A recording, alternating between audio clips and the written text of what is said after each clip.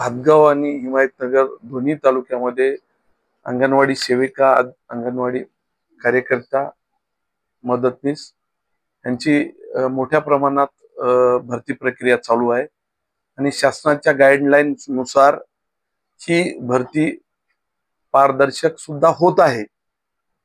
परंतु याच्यातले काही त्रुटी किंवा धोके मी सांगू इच्छितो, जे की मागच्या भरतीच्या वेळेस आपल्या हातगाव तालुक्यामध्ये मोठ्या प्रमाणात कार्यकर्ते मदतनीसची भरती झाली होती. त्यावेळेस ज्यांचं सिलेक्शन झालं त्याच लोकांकडून लाखो रुपये उकळण्यात आले. तत्कालीन सीडीपीओ यांच्या माध्यमातून त्यांचे दलाल ज्यांची नियुक्ती झाली त्यांच्याच घरी ह्या वेळेची सुद्धा भरती त्याच पद्धतीची आहे. ना लोकप्रतिनिधी आमदार म्हणून किंवा लोकप्रतिनिधी खासदार म्हणून किंवा अधिकारी म्हणून सीओ असो किंवा सीडीपीओ असो कुणालाही एक मार्क टाकण्याचा अधिकार नाही.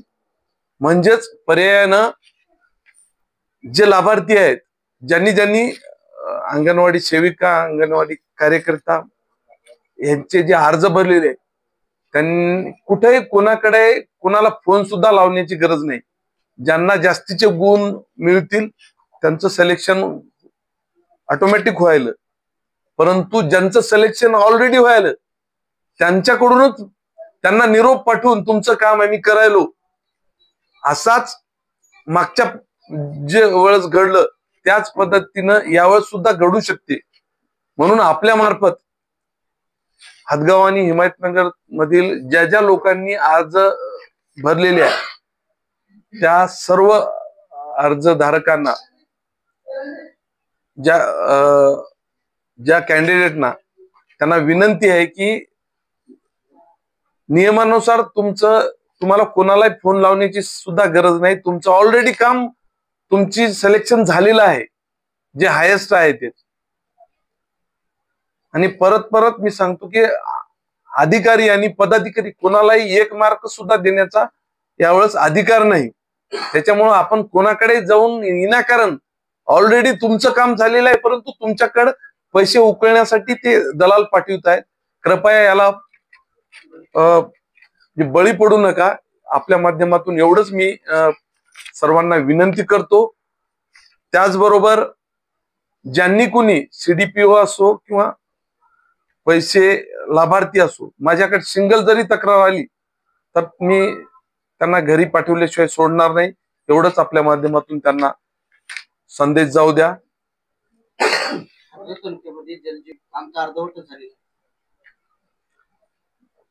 हातगाव आणि हिमायतनगर तालुक्यातले जवळजवळ 2009 पासून ज्यांची सुरुवात केलेली अशी वॉटर ग्रीड 132 गावांची योजना, ह्यांचं काम जे पहिले 550 कोटी रुपये दिले होते, 99% काम त्यांचं झालं म्हणून त्यांनी जाहीर केलं. परंतु आणखी त्याच्यात 250 कोटी रुपयाची परत सुधारित प्रशासकीय मान्यता घेतली. हे जरी त्यांना पैसे दिले तरी शेवटपर्यंत त्या गावाला पाणी जाईल की नाही याच्यात मला सुद्धा शंका आहे. कारण झालेलं काम एवढं निकष दर्जाचं आहे की त्या गावाला पाणी पोहोचूच शकत नाही. काही प्रसार माध्यमाच्या याच्यातून आनंद उत्सव साजरा करायलेले आहे की फार श्रेय, जे श्रेय घ्यायले त्यांचा ह्या योजनेशी काही काळडी मात्र योजना मंजूर करण्यास काहीच संबंध नाही. त्यांना काय वॉटर ग्रीड काही माहित नाही, एक सुद्धा सिंगल बैठक झालेली नाही. परंतु त्यांच्या काळात मोठ्या प्रमाणात निकष दर्जाचे काम करण्यात आलेले आहे. याच्यासाठी मी मागच्या या सभागृहाच्या दुसऱ्या का तिसऱ्या दिवशीच माझा प्रश्न होता, परंतु काही अघटित घटना घडल्यामुळं फॅमिलीमध्ये मला सोडून यावं लागलं. परंतु येणाऱ्या काळात अधिवेशनामध्ये निश्चितच त्याच्यावर सुद्धा मी चर्चा घडून आणू आणि निश्चितच राहिलेले 250 कोटी रुपये यांना जोपर्यंत 3 टप्पे पाडा अशा सूचना केलेल्या आहेत. पहिला टप्पा, दुसरा टप्पा, तिसरा टप्पा. पहिल्या टप्प्यात सगळ्या गावाला कमीत कमी 1 महिना तरी व्यवस्थित वॉटर ग्रीड योजनेचा पाणी पुरवठा झाल्याच्या नंतरच दुसरा टप्पा सुरू करा. आणि दुसऱ्या टप्प्यातले पूर्ण गावाला 1-2 महिने तिथं पाणी, त्या गावात शुद्ध पाणी नागरिकांनी पिल्याच्या नंतरच तिसऱ्या टप्प्याला सुरुवात करा, अशा मी सूचना केलेल्या आहेत. उद्या त्याच्या संदर्भात सुद्धा मी सभागृहामध्ये घेणारच आहे.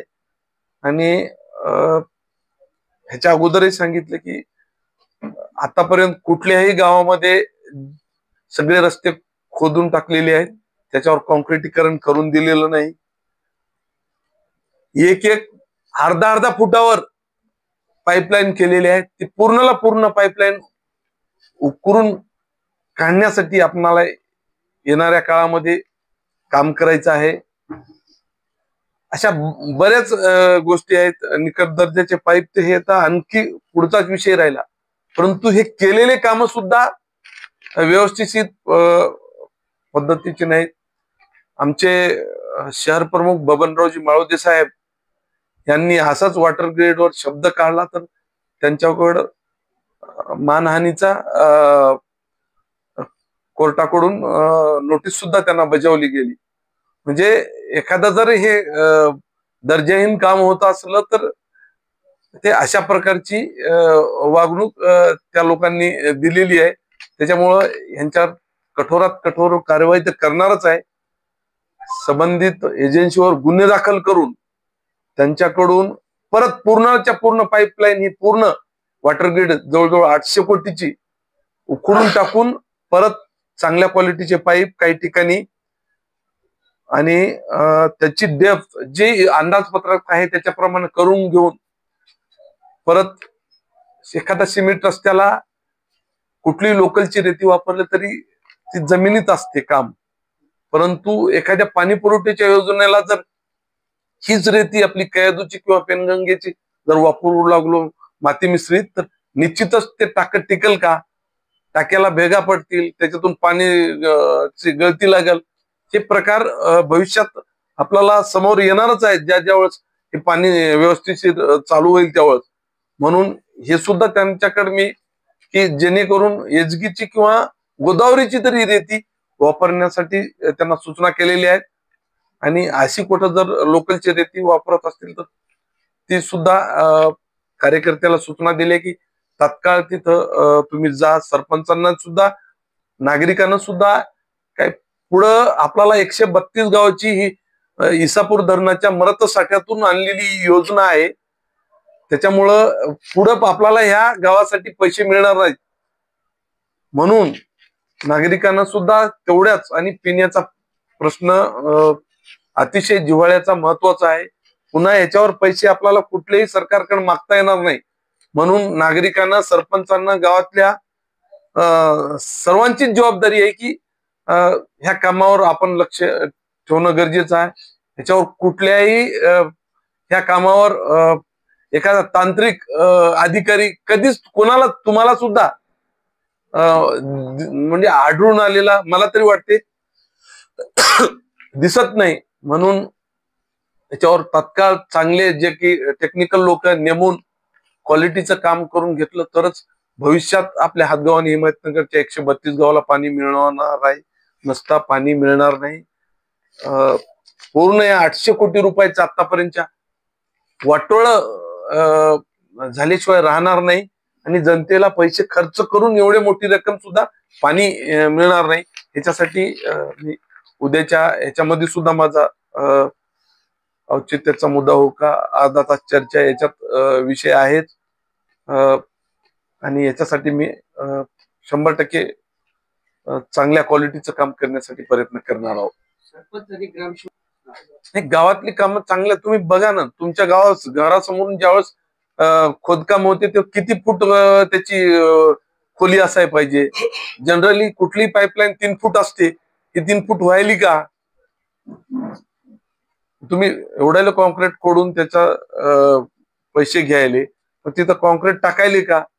कुण्या गावात म्हणजे करोडो रुपयाचे कॉन्क्रीटचे रस्ते तोडफोड केलेली दिसायले, पण त्याच्यावर आणखी हे टाकलेलं नाही. नाही, दरवर्षी इसापूर धरणामध्ये 36 दशलक्ष घनमीटर पेनगंगेसाठी आणि इतर काही जिथं जिथं स्तोत्र आहेत तिथं आपण घेत असतो. कालची जी संभाजीनगर औरंगाबादला जी बैठक झाली पाणी वाटप समितीची, त्या बैठकीमध्ये जलसंपदा मंत्री महोदयाकडून 14 दशलक्ष घनमीटर पाणी आपण जास्तीचं पेनगंगेसाठी वाढीव मंजूर करून घेतलेला आहे. आणि या पाण्याचा निश्चितच आजही, आता कालच आम्ही एक ऑर्डर काढली, दुसरी, पहिल्या 2 अगोदरच्या झाल्या आणि कालची तिसरी ऑर्डर. इथं गोरलेगाव, त्याच्यानंतर ह्या 2-4 गावाला पाणी मिळाले. खाली विरसनी, दिघी त्या साईडला पाणी आणखी नदीपात्रात पोहोचलं नाही. ते काल जी परवा जी ऑर्डर खाली मला वाटतं 3 दशलक्ष घनमीटर आहे का, 2 दशलक्ष घनमीटर त्या याचं राहिलेले जे प्याज आहेत नदीपात्रात तिथं सोडण्यासाठी आम्ही निश्चितच प्रयत्न करू. आणि 14 दशलक्ष घनमीटर पाणी आपलं आणखी शिल्लक आहे जून पर्यंत. आणि भविष्यात त्याच्यामुळं जे मागं आपण 2015-16ला उपोषण बसलो होतो बोरी गावाजवळ आणि पळसपूर डोलारी गावाजवळ, त्यावेळेस 42 दिवस सतत कॅनॉल चालवला, 42 दिवस कंटिन्यू. आणि त्याच पद्धतीनं आपल्याकडे आज आपण वाढीव पाणी मंजूर करून घेतलेलं आहे इसापूर धरणातून पेनगंगेसाठी. ते त्या पाण्याचा सुद्धा आपण वापर करू.